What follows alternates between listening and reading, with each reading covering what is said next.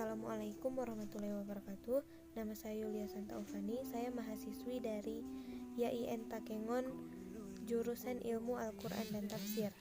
Pada video kali ini saya akan menjelaskan peta konsep atau singkatan materi dari mata kuliah isu-isu aktual dalam studi Al-Quran. Langsung saja kepada materi yang pertama, yaitu perkembangan studi Al-Quran.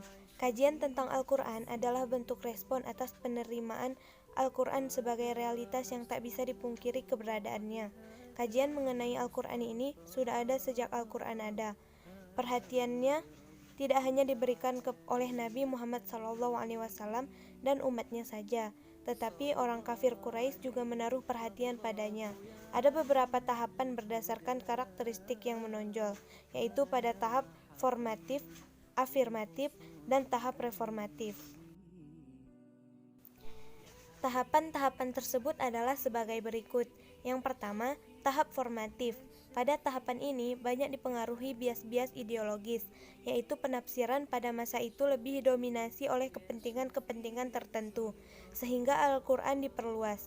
Pada masa itu, Al-Quran benar-benar sebagai objek yang subjeknya adalah penafsir, dan berbagai kitab tafsir muncul dengan berbagai kecenderungan dan kepentingan tertentu yang memunculkan corak tafsir.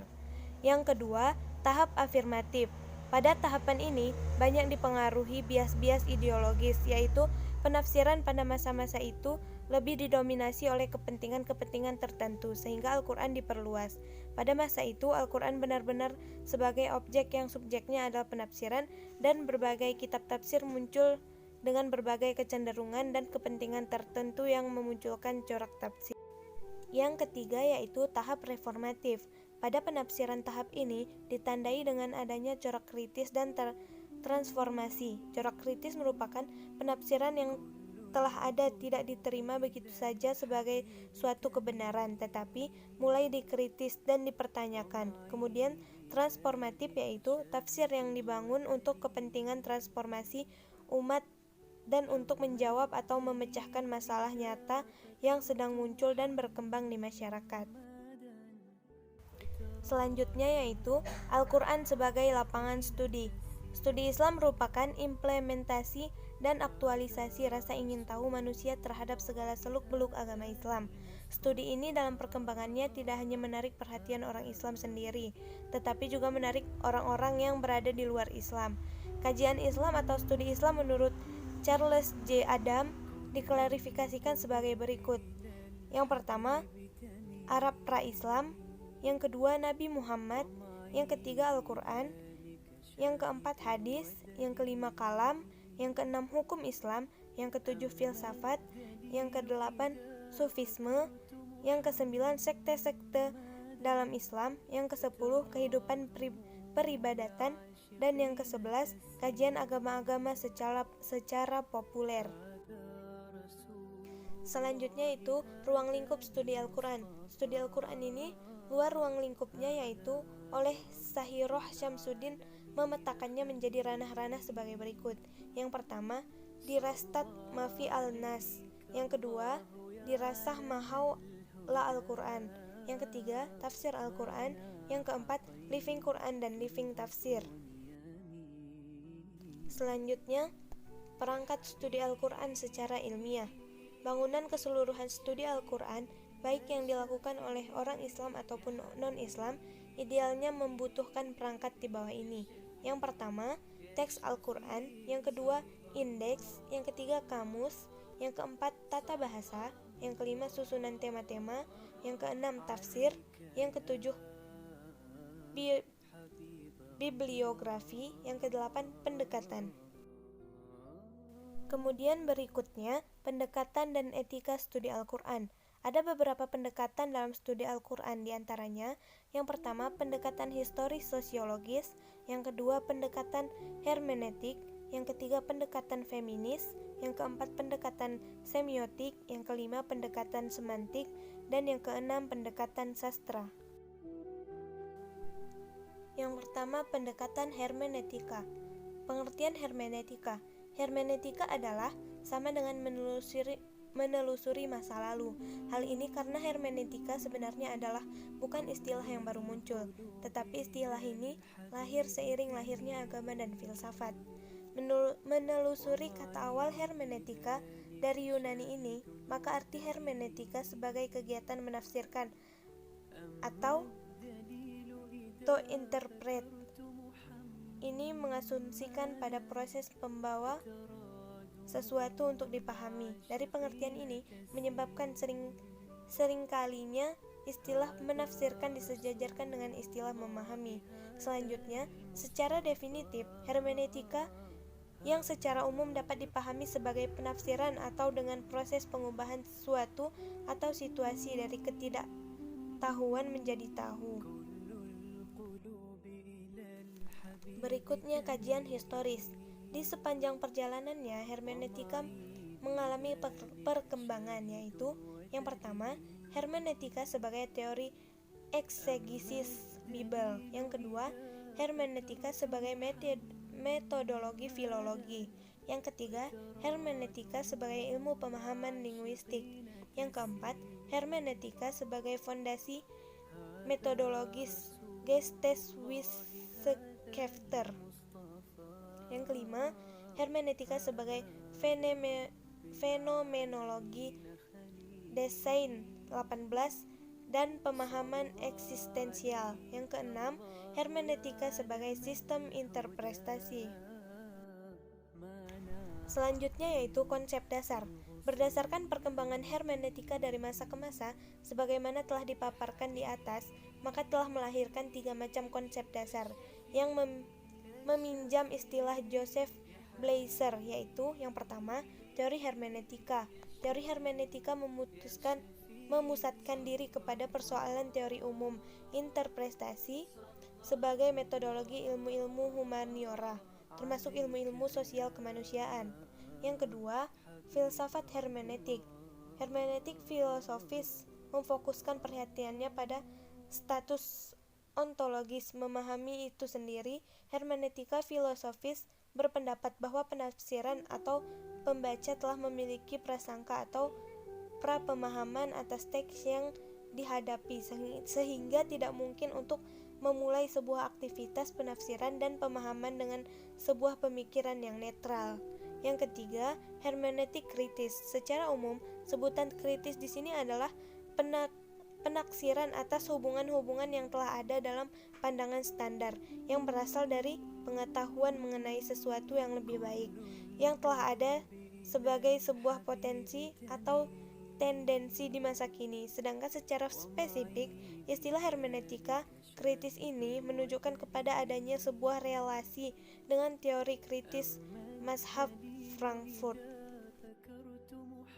Selanjutnya yaitu pendekatan feminis. Menurut Wardah Hafiz, memandang feminisme sebagai teori sosial sekaligus gerakan pembebasan perempuan yang mengupayakan transformasi bagi suatu pranata sosial yang secara gender lebih egaliter. Selanjutnya, Mensur Fakih memberikan batasan bahwa feminisme merupakan perjuangan dalam rangka mentransformasikan sistem budaya dan struktur masyarakat yang tidak adil menuju budaya dan sistem yang adil bagi perempuan maupun laki-laki. Selanjutnya, Yunahar Ilyas mendefinisikan bahwa feminisme adalah kesadaran akan ketidakadilan gender yang menimpa kaum perempuan, baik dalam keluarga maupun masyarakat, serta tindakan sadar oleh perempuan atau laki-laki untuk mengubah kondisi tersebut. Selanjutnya, menurut Kamal Bahsin, Ahmad dan Nick Said Khan, bahwa feminisme adalah suatu paham aliran yang mempunyai kesadaran akan penindasan dan pemerasan terhadap perempuan dalam masyarakat, di tempat kerja, di dalam keluarga, disertai tindakan sadar oleh perempuan atau laki-laki untuk mengubah keadaan tersebut. Dengan demikian, maka feminisme merupakan paham yang memperjuangkan pihak-pihak yang tertindas, entah perempuan atau laki-laki, baik oleh perempuan maupun laki-laki, karena selama ini perempuan menjadi pihak yang tertindas, maka perempuanlah yang diperjuangkan dalam feminisme. Berikutnya konsep dasar. Beberapa konsep dasar yang harus dicermati dalam pendekatan feminis adalah sebagai berikut. Yang pertama, pendekatan feminis selalu menggunakan analisis kesetaraan gender sebagai pisau bedah terhadap segala pembacaan atas berbagai permasalahan. Hal ini karena gender dipandang sebagai faktor yang berpengaruh menentukan persepsi dan kehidupan perempuan, membentuk kesadarannya, keterampilan, dan membentuk pula hubungan kekuasaan antara laki-laki dan perempuan. Yang kedua, pendekatan feminis mengakui subjektivitas atau jelasnya keberpihakan terhadap perempuan. Jadi pendekatan ini tidak bertujuan hanya menggambarkan tentang perempuan, tetapi juga hasilnya untuk meningkatkan harkat perempuan. Yang ketiga, perempuan sebagai titik tolak, persisnya menjadi pengalaman perempuan sebagai sumber pengetahuan. Analisis bertujuan untuk menguntungkan perempuan, dan penganalisis berada dalam ruang kritik yang sama dengan materi yang dikritiknya. Yang terakhir, kerangka konseptual dan teoritis yang digunakan dalam meninjau permasalahan adalah konsep-konsep subordinasi, marginalisasi, penindasan, kekerasan, hubungan kekuasaan, dan lain-lain. Kemudian pendekatan semiotik. Pengertian semiotik berasal dari kata Yunani, yaitu semion, artinya tanda. Semiotika merupakan cabang linguistik atau ilmu bahasa yang membahas tentang hubungan antara tanda berdasarkan kode-kode tertentu yang akan nampak pada tindak komunikasi manusia lewat bahasa lisan, tulisan, ataupun isyarat. Kemudian pembagian semiotika. Dalam perkembangannya, semiotika terbagi menjadi 3 penyelidikan, yaitu semantik berasal dari bahasa Yunani, yaitu sutatein, artinya mengatur, mendisiplinkan, dan menyeragamkan. Contohnya, lingkaran merupakan lingkaran merah bergaris miring merupakan tanda larangan, lampu merah tanda berhenti, dan sebagainya. Yang kedua, semantika berasal dari bahasa Yunani, semanien, artinya maksud. Semantik merupakan suatu tingkatan di mana kita meneliti dan menganalisis makna dari suatu visual tertentu. Contoh yang sama dengan duit, atas sama dengan tinggi. Yang ketiga, pragmatika adalah cabang penyelidikan semiotika yang mempelajari hubungan antara tanda-tanda dari pemberi dengan para pemakai tanda. Contoh tanda-tanda lalu lintas sebagai dibuat lebih tinggi dengan warna yang cerah. Selanjutnya yaitu kajian historis. Seorang filosof pragmatisme dari Amerika, Charles Sanders Peirce, dikenal sebagai peletak dasar semiotika pada tahun 1839 sampai 1914 Masehi. Ia terkenal karena teori tandanya di dalam lingkungan semiotika yang sering mengulang-ulang bahwa secara umum tanda adalah mewakili sesuatu bagi orang. Sedangkan peletakan dasar semiotika modern adalah Ferdinand de Saussure, seorang pengajar di Universitas Jenewa tahun 1906. Dibutuhkan semiotik sebagai ilmu analisis tanda atau studi tentang bagaimana sistem penandaan berfungsi dan cara kerjanya. Ada 5 pandangannya yang menjadi praktek dasar strukturalisme, yaitu pandangan tentang penanda atau pertanda, bentuk dan isi, bahasa dan tutura, sekronik dan diakronik, dan sintakmatik dengan pradigmatik. Penerus jejak Saussure adalah Roman yang mengembangkan linguistika struktural.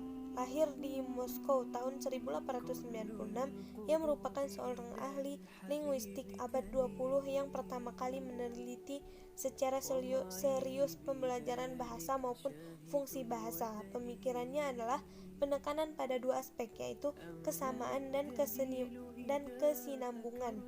Selanjutnya, perkembangan semiotika dipelopori Ronald Barthes yang lahir tahun 1915, dikenal sebagai salah seorang pemikir strukturalis yang rajin mempraktikkan model linguistik dan semiotika Saussure. Dia berpendapat bahwa bahasa adalah sistem tanda yang mencerminkan asumsi dari suatu masyarakat dalam waktu tertentu. Selanjutnya yaitu konsep dasar. Yang pertama, tanda sebagai objek semiotika. Yang kedua, tanda terdiri dari teks bahasa, fenomena sosial, dan fenomena budaya. Yang ketiga, tanda berkaitan erat dengan proses komunikasi yang berfungsi menghubungkan antara penutur dan penerima. Yang keempat, elemen dasar pembahasan semiotika, langue dan preul, sinkronik dan diakronik, sintakmatik dan pragmatik, peranda dan pertanda, dan mitos. Mungkin hanya itu saja pemaparan materi dari saya. Terima kasih telah menonton video ini. Lebih dan kurang saya mohon maaf. Assalamualaikum warahmatullahi wabarakatuh.